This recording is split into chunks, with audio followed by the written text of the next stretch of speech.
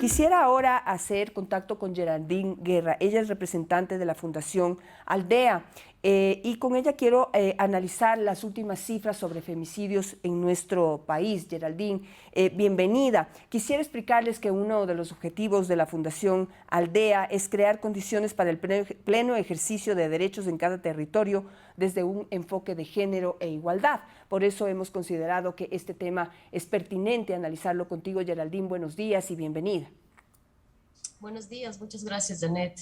Un gusto estar aquí. Bueno, quisiera analizar el tema de los femicidios. Tenemos nuevas cifras en este momento y tenemos la cifra gruesa que dice que hay 197 muertes violentas de mujeres por razones de género, incluidos 8 transfemicidios y 67 muertes por delincuencia organizada, 1.047 feminicidios desde el 1 de enero de 2014 al 31 de diciembre de 2021. De esto también se puede decir que 11 víctimas fueron abusadas sexualmente, 21 mujeres fueron reportadas como desaparecidas, 43 mujeres se habrían reportado con antecedentes de violencia y al menos 9 tenían una boleta de auxilio. Estas son algunas cifras que nos siguen develando cuán grave es este problema y las cifras, pues estamos en esto, no solamente que aumenta el número de femicidios, sino que aumenta el número de denuncias. Hay que analizarlo desde esos dos puntos de vista, pero la realidad es esta. Hay una mujer que muere cada 48 horas por ser mujer y eso es un tema que nos debe preocupar a todos, Geraldine.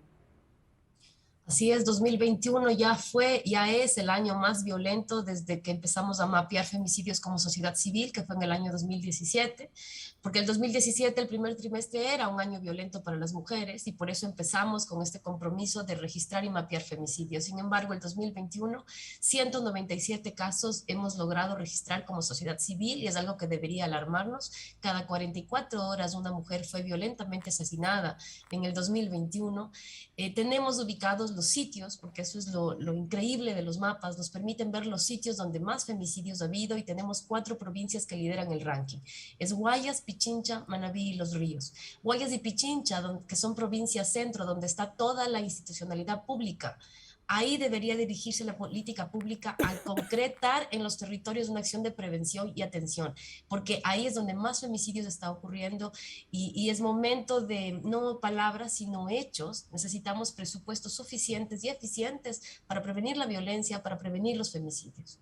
Ahora, tenemos una Secretaría de Derechos Humanos que cuenta con 23 millones de dólares para ejecutarlos.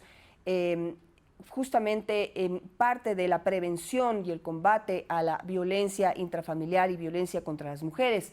¿Qué se debería hacer con ese dinero? Y es un capital siempre insuficiente, pero pues versus lo que teníamos hasta el año pasado, que era nada, es un avance importante. ¿Cuál es su visión, Geraldine? Una de las cosas más importantes es poder tener un diálogo con sociedad civil. La Secretaría de Derechos Humanos tendría que sentarse en la mesa, por ejemplo, con los servicios especializados e integrales, casas de acogida, centros de atención externa, organizaciones de mujeres de todo el país, organizaciones feministas, que sabemos qué es lo que está ocurriendo en los territorios, organizaciones urbanas, organizaciones rurales. No hay manera de que la Secretaría camine sola implementando esa ley, porque no se puede, necesitamos hacerlo juntas en una alianza de cooperación. Y para eso necesitamos que sea transparente con lo que va a hacer con esa plata. ¿En qué se van a gastar esos 23 millones, esos 24 millones? Realmente nosotros no lo conocemos, le instamos a la ministra a que nos diga cómo lo piensa gastar y cómo esas acciones están basadas, digamos, en lo que dicen las cifras oficiales. Las cifras oficiales del INEC, por ejemplo, de la segunda encuesta de violencia, ya nos dice dónde hay mayor incidencia de violencia, en qué cantones, en qué parroquias. ¿Está dirigido hacia allá la política pública? ¿Cómo va a ampliar los servicios en aquellos sitios donde no hay, en las zonas rurales, en las zonas geográficamente alejadas, en donde las mujeres o las niñas adolescentes que son víctimas de violencia no tienen servicios a donde acudir? ¿Se van a aperturar ahí servicios? ¿Se va a ampliar? ¿Qué es lo que va a hacer con ese presupuesto? Y eso es importante, bajarlo a territorio. No queremos más solamente, digamos, políticas escritas en el papel, sino que acciones concretas, que la señora que está en Pacto, aquí en el noroccidente de Pichincha, sepa a dónde tiene que ir y tenga un servicio eficiente, porque no tiene un servicio en Pacto, tiene que ir a San Miguel de los Bancos, que dura 2 horas en transporte, y que sepa que cuando llega a los bancos va a ser bien atendida y va a ser atendida en el momento justo, y no le van a decir que vuelva mañana, después de que gastó como $50 para llegar, porque no hay transporte público. Entonces, ¿cómo va a ser la Secretaría como ente rector de la política pública para acercar la justicia, para acercar los servicios a las víctimas de violencia, para que esa niña que fue víctima de violación tenga el servicio eficiente y oportuno, para que esa señora que quiso salir de su casa luchando por su vida, porque casi la matan, porque los femicidios es eso, matan a las mujeres y los principales agresores son sus parejas, sus esposos? Entonces, ¿cómo vamos a hacer para que acercar un servicio a esa señora en el lugar que esté? O allá por Claro, Shushufindi, ¿cómo hacemos? exactamente. Tiene que gastar $80 en el río, ¿no? Justamente Para eso cruzar el iba río para a llegar a la cabecera mencionar, cantonal. Geraldine, que el tema se profundiza en lugares en donde la comunicación es más y el transporte son más complicados. El oriente ecuatoriano, la Amazonía, tiene unos casos brutales de violencia contra las mujeres que no pueden ser denunciados porque hay lugares en donde ni siquiera hay fiscal.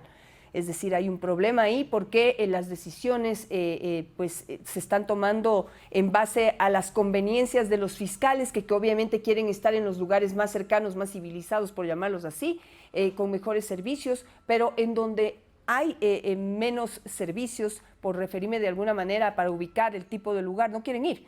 Entonces, esas mujeres allí no tienen ningún tipo de alternativa para obtener justicia. Quisiera corregir una cifra. Yo había dicho que una mujer muere cada 48 horas y de acuerdo al análisis y a la evaluación que se hace del final del 2021, este tiempo se reduce. Hay un feminicidio cada 44 horas. Ahora, Geraldine, para ir a la práctica, se dice que, pues, digamos, o la realidad es esta, hay que trabajar en la atención a las víctimas, hay que mejorar la infraestructura, la justicia, hay que trabajar en nuevas casas de acogida que deben estar por lo menos priorizarse en los cantones, como tú mencionas, en donde hay más violencia, tiene que haber un lugar a donde puedan acudir las mujeres, pero me preocupa el tema de la prevención, porque lo que yo quiero como mujer es que no haya más víctimas, es decir, al tiempo que se mejora la infraestructura para atender a las que irremediablemente terminan siendo víctimas de violencia, me encantaría que haya un sistema de prevención que disminuya el número de víctimas. ¿Lo ves posible? Tenemos que apuntar hacia eso y tenemos que creer que es posible. Abordar la violencia no solo es un problema de justicia, no solo es un problema de salud, no solo es un problema de inclusión, no solo es un problema de seguridad, es todo eso al mismo tiempo. Y por lo tanto la prevención entra en todo, en ese gran accionar conjunto de todos los actores sociales y de todas las instancias gubernamentales y no gubernamentales que trabajamos en esos temas. Es urgente. Mira, en el 2021 43 víctimas tenían antecedentes de violencia y 9 tenían boletas de auxilio. Es decir, son femicidios que pudieron haberse prevenido. Son mujeres que no deberían estar muertas ahora, que no deberían haber sido asesinadas violentamente. ¿Qué pasó? ¿Qué está pasando? Emiten la boleta y se queda en un papel. ¿Y dónde está la acción de seguimiento de las instancias competentes? Si hay antecedentes de violencia en los lugares de trabajo, en las casas, en las comunidades, en los barrios, ¿dónde está la acción? La acción para verificar qué pasa. ¿Dónde está la acción de las UPC, la acción de los tenientes políticos, de los centros de salud, de los mismos docentes? La prevención, Janet, es un asunto de todos y todas, pero es un asunto real en lo que tenemos que involucrarnos. No podemos dejar hacer y dejar pasar, porque justamente por eso estamos en un país en donde 65 de cada 100 mujeres han sido víctimas de violencia. Y no lo Claro. estamos nombrando. Al parecer las personas piensan que si no lo mencionan se elimina la violencia y no hay violencia. No es así. La violencia solo perdura en el silencio. Mientras más callemos, más violencia va a haber. Claro, claro La que sí. COVID-19, el 2020, ¿qué nos mostró, Janet? Nos mostró que el lugar donde se supone que estábamos más seguras no era así, porque estábamos confinadas y fue ahí donde tuvimos un montón de agresiones y miles de llamadas al 911. Y ahora en el 2021 hemos visto el resultado y ahora sí las denuncias están a flor de piel. Veamos cómo aparece este 2022, ya estamos con más de 5 femicidios. Es decir, es un asunto de alarmarse y la prevención tiene que empezar, desde ahí empezamos, es más barato prevenir que atender. Pero si Así no es. prevenimos realmente con presupuestos suficientes, con campañas fuertes, con sanciones a aquellos funcionarios que no hacen seguimiento, porque eso es lo que pasa. Se emite una boleta de auxilio y ¿dónde está el seguimiento a la familia? ¿Qué pasó? ¿Por qué esas 9 mujeres hoy día están muertas y tenían boleta de auxilio? Fueron a las instancias competentes, ahí las dejaron abandonadas y eso es lo que decimos ya no. Y para eso son Entonces, los mapas. Geraldine, digamos que hay dos instancias de la prevención, digamos, de estas víctimas de violencia que advierten a las autoridades que están en riesgo de ser más violentadas o de morir. Es decir, ya están advirtiendo, estoy siendo víctima de violencia, protéjame, y no son protegidas. Entonces ahí hay una parte de la prevención. Pero la otra parte de la prevención es ayudar a cambiar esta idiosincrasia que se visibilizó muchísimo más en pandemia. Al estar encerradas en casa, las mujeres fueron más víctimas de violencia cuando estaban teóricamente en el lugar más seguro frente a todos los problemas que estábamos viviendo en el momento de pandemia. Pero ahí está el problema de fondo. ¿Tiene solución? Se puede tomar, se puede trabajar y con este presupuesto de 23 millones de dólares se puede empezar a trabajar en cambiar la mentalidad, la idiosincrasia, las creencias de cómo debe estar estructurada una familia y cómo debe ser vista, enfrentada y trabajada la violencia con los hijos, por ejemplo, para que no repitan estas historias de violencia de las que fueron víctimas sus padres. Sí, yo creo, estamos seguras y convencidas de que se puede prevenir, de que si existe una acción concreta para que llegue a los barrios. Cuando digo acción concreta, no quiero que hagan no queremos, basta que hagan un papel firmado y que declaren una cruzada nacional, no. ¿Qué va a pasar en los barrios? ¿Cómo se va a tratar en el tema de los barrios? Mira, con los femicidios o con la misma violencia, con la encuesta, tienes incluso por barrios. Y puedes hacer un trabajo en ese barrio donde ocurrió un femicidio para prevenir futuros femicidios, para prevenir la violencia y empezar a hablar de la temática. Tenemos que empezar a hablar y eso va desde las escuelas, desde los colegios, desde los centros de trabajo, los barrios, las comunidades, en la calle, el espacio público, hay que hablar en todos los frentes y la prevención se puede hacer y se tiene que hacer en todos los niveles. No solamente es una cosa que hay que hacer, es una campaña nacional, es una campaña local, regional y para eso se requieren recursos. Y ojalá los recursos que dice la Secretaría de Derechos Humanos se usen en esa prevención, en destruir y deconstruir esas imágenes que nos hacen pensar que las mujeres somos objetos de cambio y objetos de asesinato y que empecemos a pensar las relaciones de hombres y mujeres de manera igualitaria para que no haya violencia, para que podamos construir una sociedad mejor, una sociedad democrática, ¿no? Entonces sí se puede, pero se tiene que hacer realmente una entrega de presupuesto suficiente.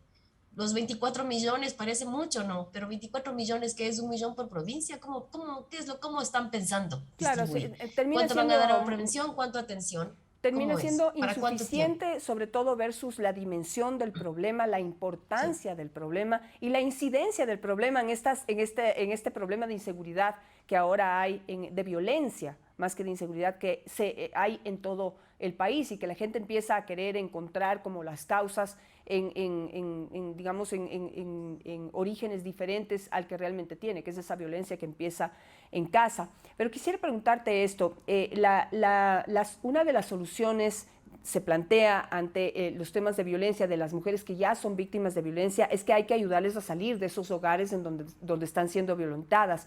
¿Las casas de acogida son una alternativa real? ¿Cómo está ese tema en nuestro país? Me parece que solo hay 5 casas de acogida en todo el país y los niveles de violencia pues exigen más.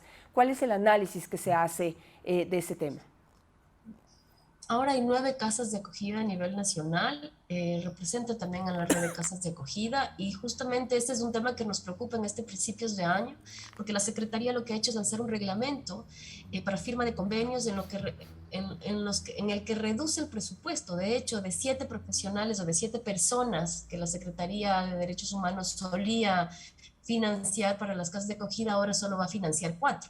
Y eso es una reducción del presupuesto que no entendemos por qué. Un reglamento hecho sin participación de sociedad civil Parece que es un reglamento que no puede, que lo que va a hacer es no fortalecer los servicios, sino debilitarlos. La idea es fortalecer una casa de acogida. Una casa de acogida es un espacio temporal donde las mujeres llegan porque no tienen a dónde más ir y son lugares que salvan vidas, no solo en Ecuador, sino en América Latina y el mundo. En Ecuador somos parte de la Red Interamericana de Refugios y estamos con todos los estándares que dicta la región y que dicta la Red Global de Refugios. Son espacios que no deberían existir, no deberíamos necesitar un lugar para huir y para refugiarnos, pero necesitamos, porque los niveles de peligrosidad de la violencia escalan hasta atentar contra la vida. Por lo tanto, son servicios y las casas de acogida deben ser servicios fortalecidos, con presupuestos suficientes y eficientes. Por eso, un llamado a la ministra Bernarda Ordóñez. Señora ministra, dialogue directamente y explíquenos cómo entiende usted un reglamento en donde reduce el presupuesto, cómo se fortalece de esa manera un servicio de acogimiento que ha sido especializado e integral por tantos años. Requerimos una política más fuerte para fortalecer servicios y ampliar servicios, Janet, donde no hay. Justo, donde se necesitan casas de acogida y no hay. Donde no hay ¿Cuántas casas de acogida no sería lo ideal tener en el país, dado que tenemos esta encuesta que tú has mencionado, que se determina cuáles son las provincias y los cantones con mayor violencia, incluso los barrios con mayor violencia? Es decir, es una extraordinaria investigación que nos podría ayudar a tomar decisiones y aprovechar de mejor manera ese presupuesto que, como ya dijimos, es insuficiente, pero mejor que el que teníamos anterior, que es nada. De nada a 23 millones hemos avanzado, pero 23 millones sigue siendo insuficiente. Pero ¿cómo invertirlos de manera inteligente? ¿Cuántas casas de acogidas deberían crearse en nuestro país para poder atender eficientemente la demanda? Más que crear más casas de acogida, que siempre se puede, las mujeres siempre van a necesitar, necesitamos un sistema completo, integral de referencia y contrarreferencia de servicios. Es decir, cuando las mujeres llegan a cualquier servicio de atención externa, que no son casas de acogida, puedan saber cómo derivar, dónde derivar. Aquí hay lugares en el Ecuador que ni siquiera se conoce que existen las casas de acogida o los centros de atención. Las mujeres no conocen. Entonces, ¿cómo logramos diseminar esa información para que las víctimas puedan llegar a los servicios y ser referidas? Yo creo que, por ejemplo, en la Amazonía Sur es una deuda pendiente, es una deuda enorme que tiene el Estado, donde no hay ningún servicio. Y la Amazonía Sur tiene altos índices de violencia, por ejemplo, ¿no? Tienes la Amazonía Centro también, y en algunos sitios de la Sierra Centro tampoco existen, y hay mucha incidencia de violencia. Sin embargo, una casa de acogida es cara. Por lo tanto, tiene que hacerse un estudio bien priorizado para ver cómo se va a sostener el servicio. Somos las organizaciones que durante años hemos sostenido esos servicios, pero siempre hemos requerido que el Estado central participe y en una alianza de cooperación y de estrategia, porque no puede solo el Estado, no podemos solas las organizaciones. Es un servicio caro. ¿Cuánto cuesta reparar la vida de una mujer? ¿Cuánto cuesta la vida? ¿Cuánto le pondrías? No hay precio para eso, por lo tanto es un servicio caro porque se recupera el proyecto de vida, se repara integralmente ese derecho conculcado por la violencia, ¿no? Así que lo que se necesita es una mirada integral, una mirada territorial, en donde cómo esos 24 millones se van a optimizar entre lo que es prevención, en lo que es atención, pero además reparación, porque no estamos hablando de la reparación Sí. integral. ¿Qué hacemos con los hijos e hijas de las víctimas de femicidio, por ejemplo? Geraldine, siendo el problema del presupuesto uno de los principales, ¿valdría la pena tal vez pensar en un sistema como se está pensando en el tema de los deportes, ¿no? De apoyar a los deportistas, que es una excelente idea y una necesidad también que hay, en el sentido de que las empresas pueden, digamos, disminuir sus impuestos, compensar el pago de impuestos, invirtiendo esos impuestos en otros temas. En este caso, por ejemplo, si le financias la carrera a un deportista, puedes disminuir el pago de impuesto a la renta al Estado. También podría hacerse algo así para poder contribuir a pues, la atención de las mujeres y la reparación de las mujeres, el fortalecimiento de las casas de acogida con recursos privados. No sé cómo te suena, o de alguna manera tener sí, puede ser, son aportes, pero el garante de derechos es el Estado. El Estado no se puede lavar las manos porque ahora las empresas van a apoyar, no. Tiene que ser tripartito en todo caso, pero el garante de derechos es el Estado, y el que tiene la responsabilidad de fortalecer los servicios y de velar porque esos servicios se mantengan es el Estado. Sí, siempre pues, se pueden hacer estos otros apoyos, por ejemplo, para seguimiento de casos de las víctimas de femicidio. Tenemos más de 1000 víctimas. ¿Cómo están las familias de las víctimas? ¿Por qué no hacemos ese seguimiento para ver qué pasó, qué pasa con la reparación, con los hijos e hijas de las víctimas de femicidio? Eso tampoco no se está haciendo. Están en el olvido esos más de 1000 niños y niñas, al menos, que como sociedad civil hemos registrado. Creemos que hay muchos más, lo mismo que femicidios, ¿no? Claro que sí. Sí, mi propuesta era precisamente no a que el Estado salga y deje su responsabilidad, sino hacer algo en cooperación. Estas cooperaciones público-privadas de las que tanto se hablan también podrían ser efectivas en este tema, dado que hay un problema de presupuesto, más no de, digamos, la responsabilidad tiene que seguir siendo directamente del Estado frente a lo que se puede hacer, pero a la obtención de recursos. Yo pienso que si no hay una contribución, una conciencia, una participación del sector privado y de la misma sociedad, pues el círculo va a seguir allí, porque siempre te van a responder que el Estado no tiene plata. ¿Sí? Ya ahorita te van a decir que de nada a 23 millones ya pues se está haciendo un esfuerzo más, no se puede porque plata no hay.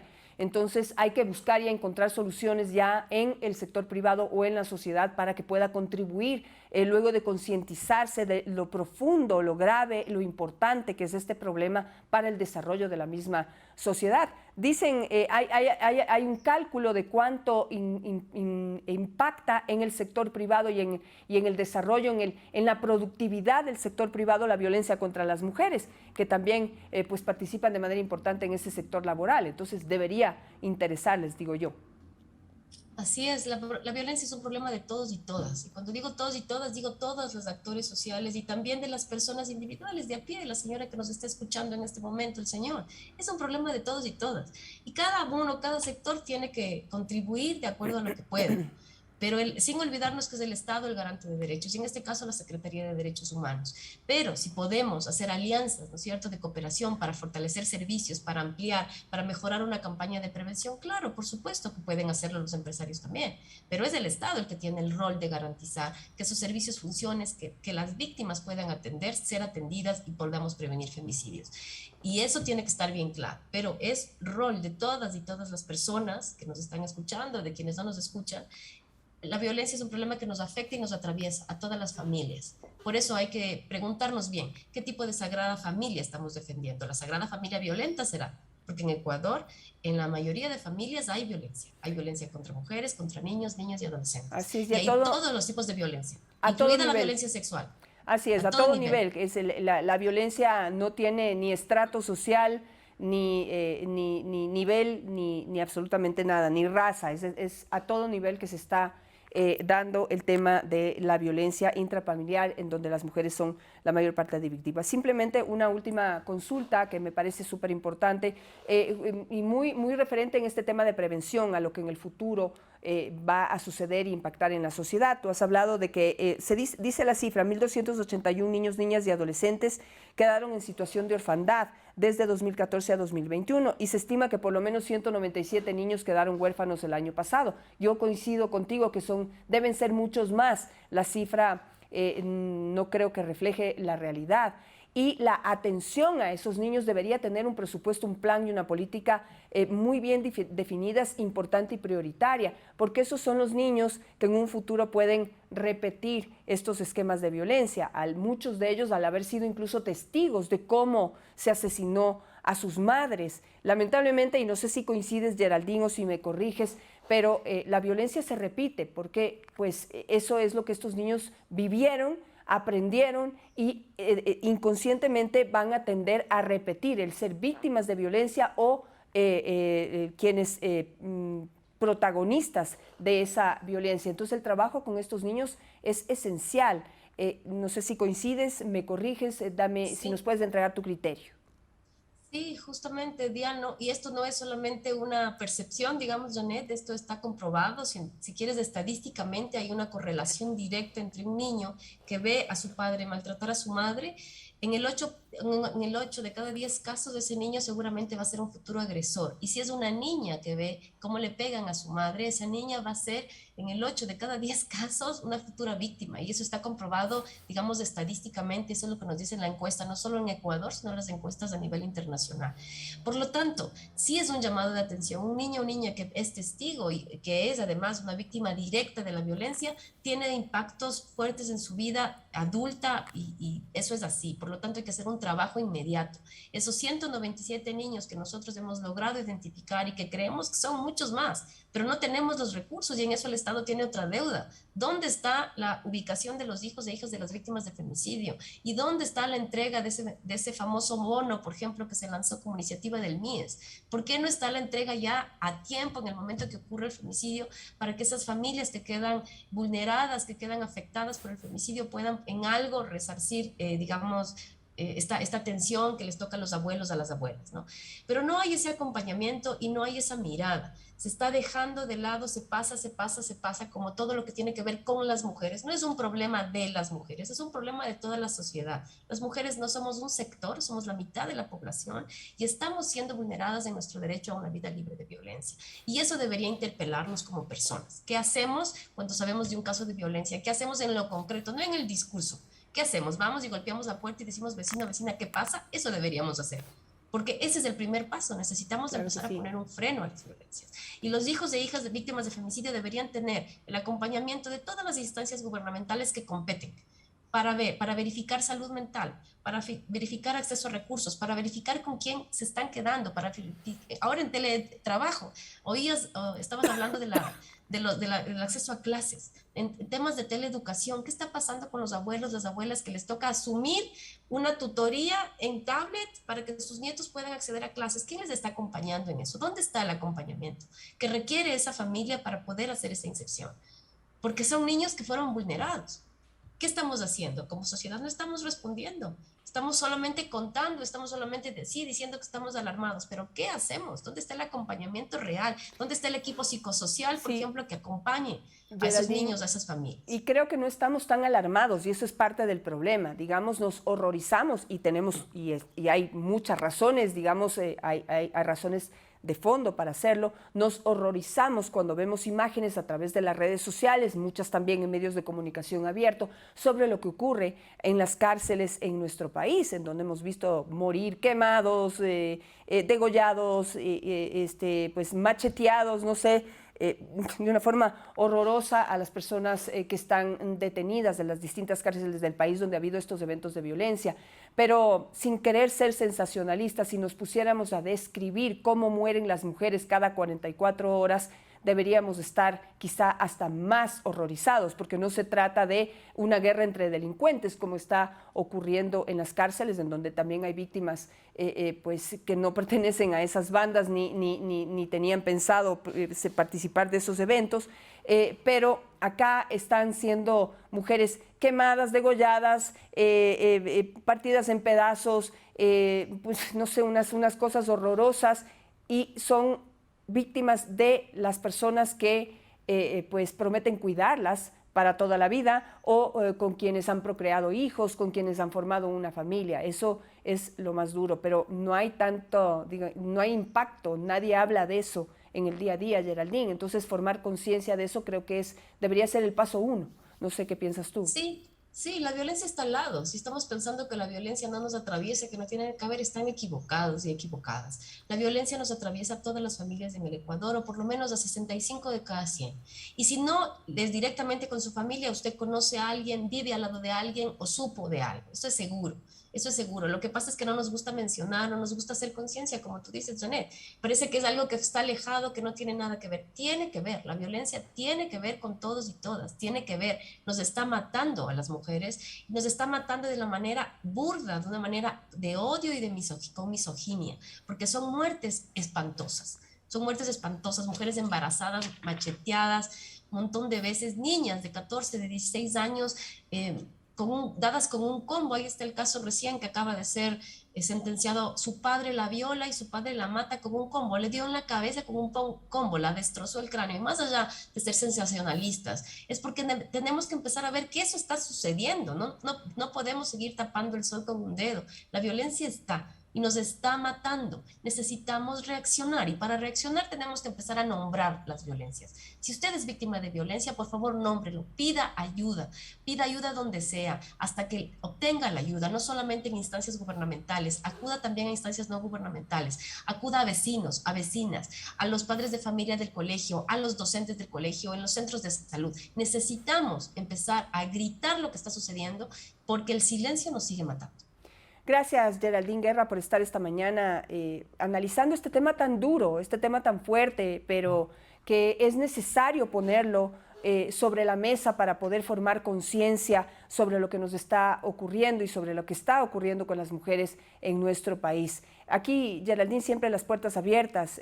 Vuelvo a mencionarlo, Visionarias es un medio de comunicación que trata temas periodísticos, de actualidad, de coyuntura, pero que siempre tendrá un espacio abierto, una especial mirada sobre la situación de las mujeres en nuestro país, sobre la situación de violencia y también sobre aquellos casos de éxito en donde mujeres, a pesar de todos los problemas, inspiran a las demás, logran salir adelante, pues para dejar esa semilla de que a pesar de todo sí se puede tener una vida importante y dejar una huella en este país. Pero mientras no tengamos esa conciencia sobre la realidad que tenemos que combatir día a día las mujeres para llegar a tener éxito, pues los casos seguirán siendo contados y eso no es justo. Así que gracias, Geraldine. Aquí estamos siempre con ese espacio abierto y parte de esa mirada y de esa conciencia es también lograr ser inclusivos. Y allí va mi último video unas imágenes que quisiera compartir con ustedes. No son de aquí, aunque yo sé que aquí también hay casos que destacar. Los invito a proponerme, a contarme cuáles son los casos de inclusión que hay en nuestro país. Y justamente este video, pues en este video se ve estos niños que están jugando fútbol americano, un deporte que no es tradicional aquí en nuestro país, pero quisiera que vean cómo esta niña en silla de ruedas y con problemas de movilidad puede jugar al fútbol americano con sus compañeros, quienes la incluyen alegremente dentro del juego. Ella lleva la pelota, este juego pues consiste en llevar la pelota y cruzar una meta y pues esta niña logra vivir este momento de esparcimiento, este momento de alegría junto a sus compañeritos que la ven a su compañera como una más, con ese derecho de jugar con ellos, de adaptar el juego para que ella pueda participar. Esta también es parte de los cambios que tenemos que seguir haciendo como sociedad para poder lograr una sociedad y una realidad más justa con las niñas, con los niños, con los adolescentes. Para poder tener un mundo con menos violencia, tenemos que aprender a tener otra mirada sobre las personas que tienen discapacidad y pues en general con todos los miembros de esta sociedad. Y las mujeres pues formamos parte especial, somos más de la mitad y necesitamos que esta mirada inclusiva que hemos visto en este emotivo video pues se lleve a la práctica. Necesitamos integrarnos, necesitamos mirarnos muchísimo más, con más conciencia, con más preocupación de lo que está ocurriendo con las personas que viven al frente, al lado o arriba de nosotros y poder contribuir e interesarnos y plantear soluciones desde la sociedad. No se trata solo de dinero. Yo creo que el dinero, el presupuesto es importante, las políticas son importantes, pero de nada sirven si no hay una sociedad que se concientiza frente a la necesidad de cambiar, de visibilizar y de tener otra mirada frente a los problemas que diariamente nos afectan. Aquí terminamos. Muchísimas gracias por su atención. Gracias por acompañarnos a empezar esta semana. Los invito a seguirnos el resto del día, a estar súper bien informados, siguiendo nuestras redes sociales de @visionariasec en todas sus modalidades. Allí estamos, allí podrán encontrar las entrevistas si ustedes las quieren volver a ver o enviársela a alguien para que la pueda mirar, pues allí encontrarán los links en nuestras redes sociales de Twitter, Instagram, de Facebook como @visionariasec. Todo está colgado en nuestro canal de YouTube, así que allí queda para su reflexión. Que tengan un excelente día. Mañana nos encontramos nuevamente a las 8 de la mañana.